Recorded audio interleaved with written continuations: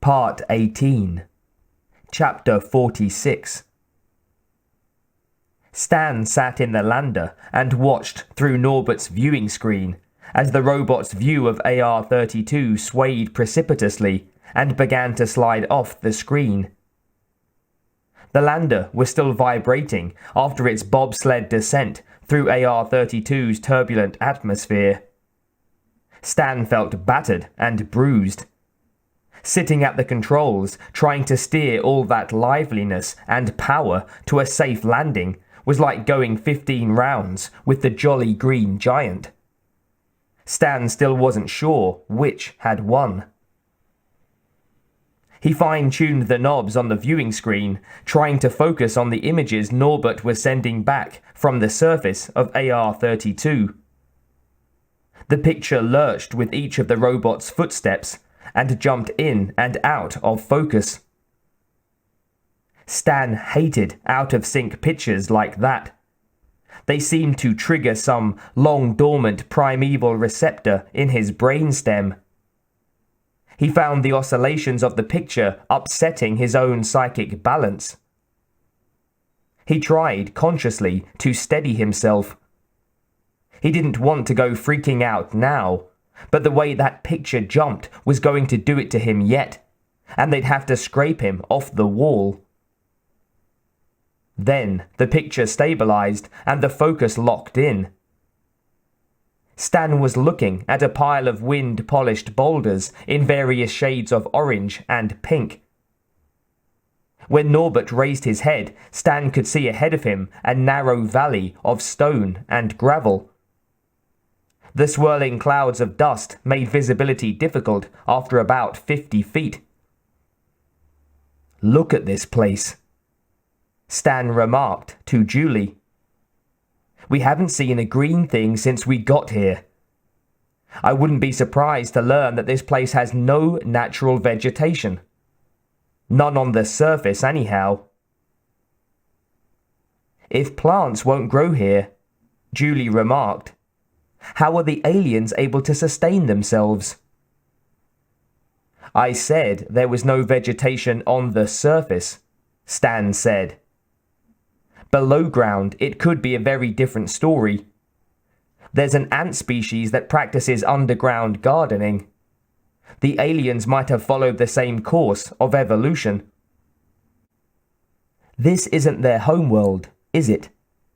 Julie asked. "I doubt it very much. It's extremely unlikely that they evolved here. No one knows the location of their original home planet." "So how did they get here?" "I have no idea. But however they did, they must have brought their culture with them, and their nasty habits." Norbert's picture began to bounce again. "He's going uphill," Stan said. "Have you spotted Mac yet?" "He ran on ahead," Julie said. "He's out of the picture now." Gil said, "There's something in the viewer's top right quadrant." Stan studied it. "Yes, there is." "Norbert, magnify that quadrant." Norbert did so. The object sharpened, resolving from a black dot to a blocky shape of lines and angles. Gil said, "It looks like a cow skeleton, Doctor." Norbert walked over to it. Up close, it did turn out to be a cow skeleton, though the head was missing. Norbert panned the remains. Mac had found it too, and had pulled loose a thigh bone. The animal's ribcage had been exploded outward under great pressure from something inside. "What could have done that?" Julie asked. "Probably a chestburster," Stan said, alluding to the young of the alien species. "I doubt that cow creature came here naturally," Gil put in. Of course it didn't. Stan agreed. If those bones could speak, I think we'd find that Cow and a lot of her sisters were brought to this planet from Earth as hosts for the alien young, Julie asked. No doubt. That's what Neopharm was up to back in those days, and as T-bone steaks for the crew of the Lancet. Speaking of Lancet, Julie said, I wonder when we're going to run into them. Soon enough, no doubt, Stan said. He studied the image Norbert was sending. Hello, what's that? Another cow skeleton? Lower left quadrant, Norbert, Julie said, spotting it. Norbert turned obediently and walked over. Within 20 yards, he came across the body of an alien. It lay face down in the gravel, its long black form alternately concealed and revealed by the windows of dust that blew incessantly across the valley floor. At Stan's instruction, Norbert viewed it through an infrared scanner and then an ultraviolet to make sure the body wasn't booby-trapped. It appeared to be free of danger. He approached and bent over it, with Mac, hair bristling and teeth bared, coming along at his heels. What can you see? Stan asked. It is an alien, Norbert replied. There is no doubt of that. It is perfectly motionless, but not dead. There is no sign of life, but also no sign of damage or decay. It looks almost as if it could be asleep. I'm switching to ultrasonic scanner to conduct a survey of the internal organs. After a short delay, Norbert reported again. Its internal organs are functioning, but at a very slow rate. It's like it's asleep or unconscious. There are several more tests I could try. Whatever Norbert had in mind, it didn't happen, because Mac chose that moment to sense movement on the other side of a nearby hill and ran there, barking. Norbert got up and followed. When he reached the crest of the hill and looked over, the first thing he noticed was the small, fat-bellied little spaceship, resting on its supports, nose pointed skyward, ready for takeoff. The second thing he noticed was the aliens, a dozen or so of them, lying motionless on the ground, just like the one he had left. And the third thing he noticed were the humans, 3 of them, bending over the unconscious aliens.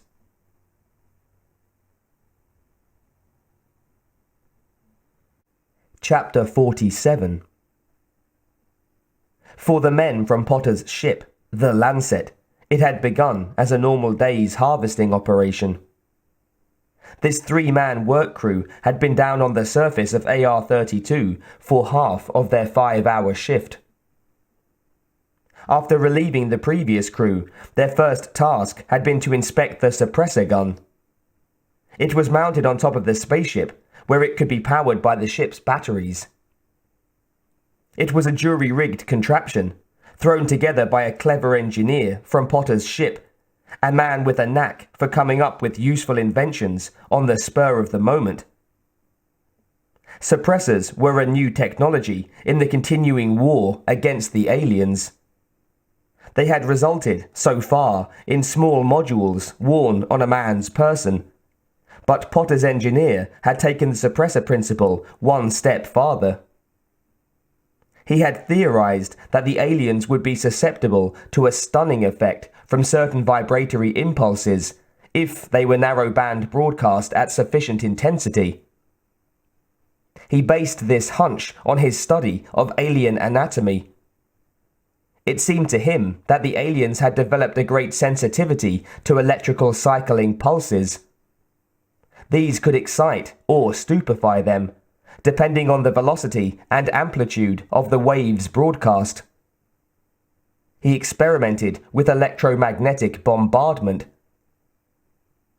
Now, from its mount on top of the spaceship, his cannon turned like a radar dish, blasting electronic impulses that kept the aliens stupefied while the crew of the Lancet milked them of their royal jelly.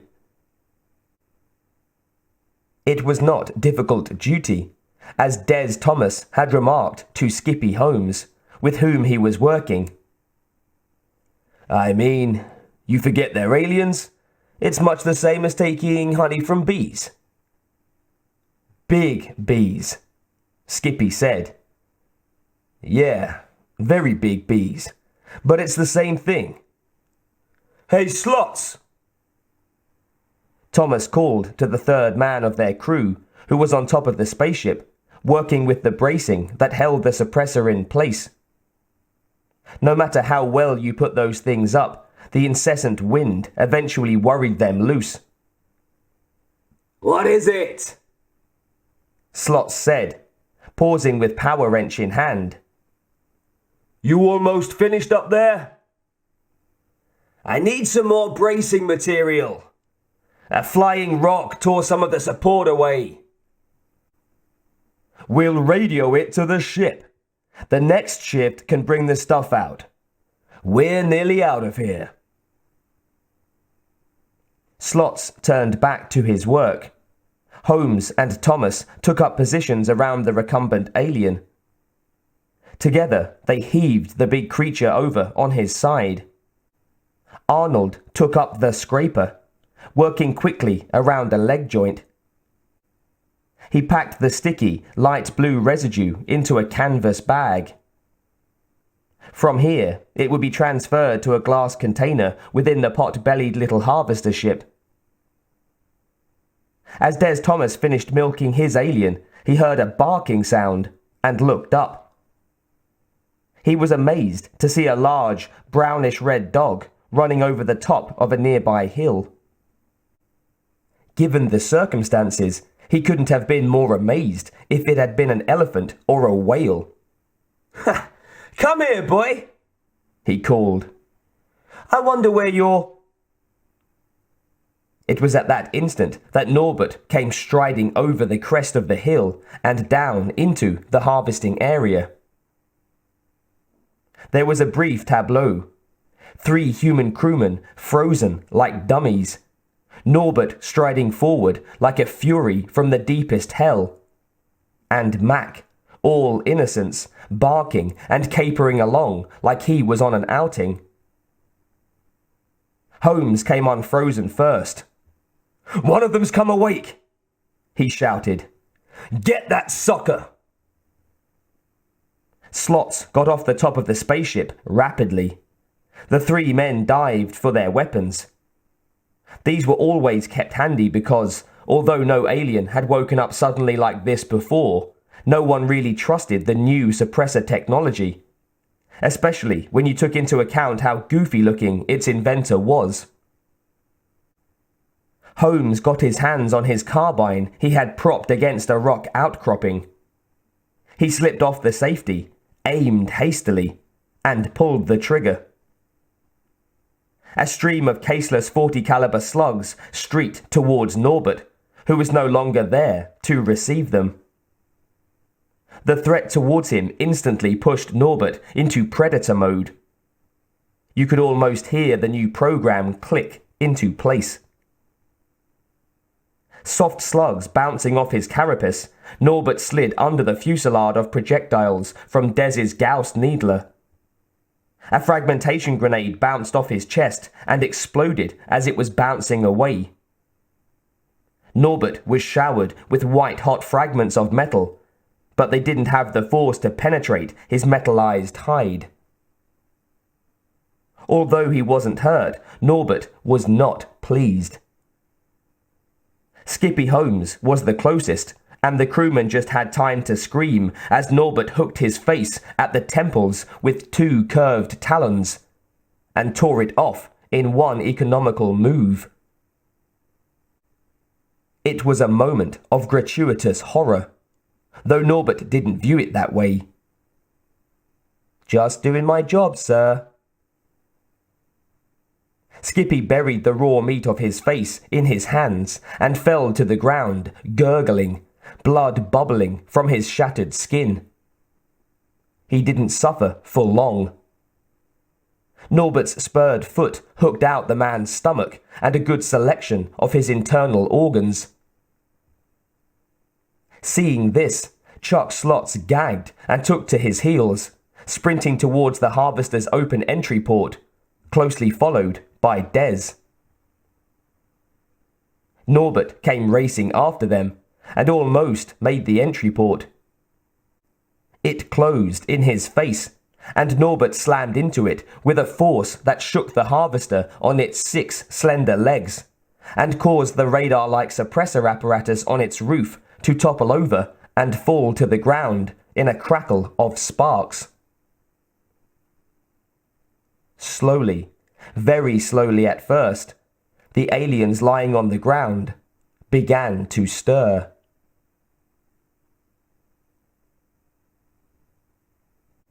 Chapter 48. Gil gasped at the scene of carnage as it was played over Norbert's visual receptors and relayed to the screen aboard the Dolomite's lander. Norbert, standing in front of the harvester's sealed door, was saying, "I am awaiting further orders, Dr. Myakovsky." "Yes," Stan said. "Just stand by for the moment." He turned to Gil. "What's the matter? Why are you looking that way?" I wasn't prepared for the violence, Doctor. I had no idea Norbert was programmed to kill." "How could you have thought otherwise? What do you think we're out here for? A sightseeing trip? Gil, we're all programmed to kill." "Yes, Dr. Myakovsky, if you say so." "You two are programmed to kill, are you not?" "In defense of human lives, yes, I suppose I am.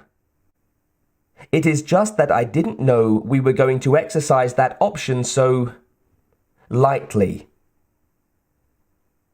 "We're here to get rich," Stan said.